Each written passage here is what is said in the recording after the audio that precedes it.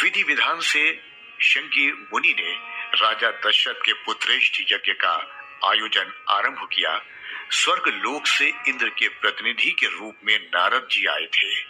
भूलोक से ऋषि विश्वामित्र, आचार्य विश्वा, मुनि भारद्वाज, अगस्त्य मुनि एवं अनेकों विख्यात ऋषि और संतों का उस यज्ञ में क्रमशः आगमन होता गया। लगभग दिन भर ही राजा दशरथ तीनों रानियों के साथ यज्ञ वेदी पर शंगी मुनि के साथ बैठते थे।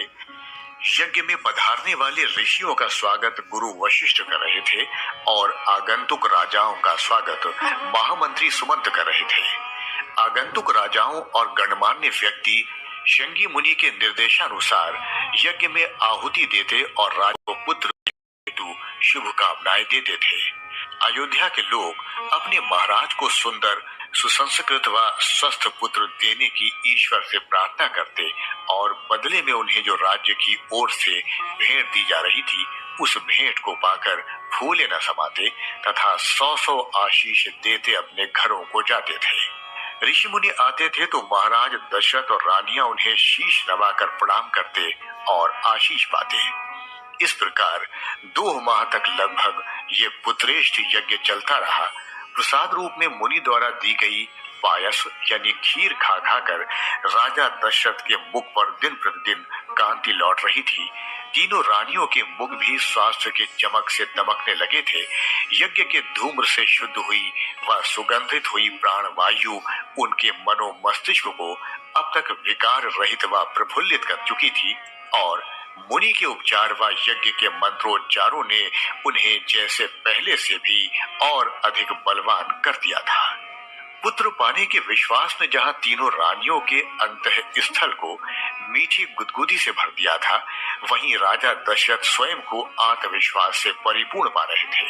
महल के सेवक, राज दरबार के लोग, मंत्री परिषद के सदस्य, अयोध्या के प्रजाजन सब आह्लाद से भरे भरे स्वयं को धन्य मान रहे थे कि उन्हें शंगी मुनि द्वारा आयोजित पुत्रेष्ठ यज्ञ में सम्मिलित होने का सौभाग्य मिला था।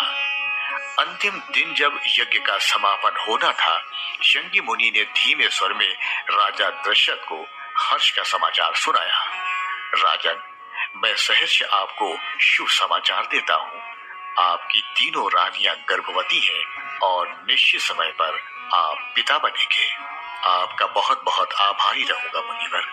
और केवल मैं और मेरी रानियां ही नहीं, ये अयोध्या नगरी भी आपकी कृतज्ञ रहेगी। आयुष्मान भव, पुत्रवान भव राजन। किंतु ध्यान रहे, इसकी सार्वजनिक घोषणा मेरे अयोध्या से चले जाने के पश्चात ही की जाए। आपकी जैसी आज्ञा होगी मुनिवर। उसी संध्या पुत्रेष्ठ यज्ञ का सोल्लास समाप्त हुआ। ऐसे क्या देख रहे हैं महाराज? लजाती हुई महारानी कौशल्या ने एक दिन राजा दशरथ से पूछा। देख रहा हूँ आजकल आपका सौंदर्य कुछ अधिक ही निखर आया है। दशरथ ने शरारत पूर्ण दृष्टि से देखते हुए कहा। अच्छा जी, अब हमें ऐसा क्या हो गया? ये भी हमसे ही पूछ रही हैं।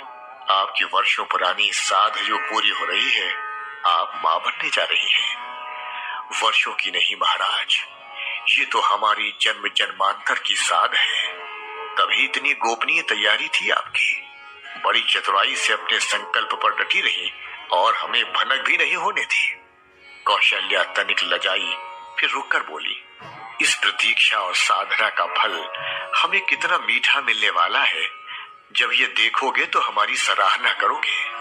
अरे कौशल्या, हम तो आपके पहले से ही प्रशंसक हैं। शायद पिछले किसी जन्म से ही। दशरथ ने भावपूर्ण नेत्रों से रानी को देखा।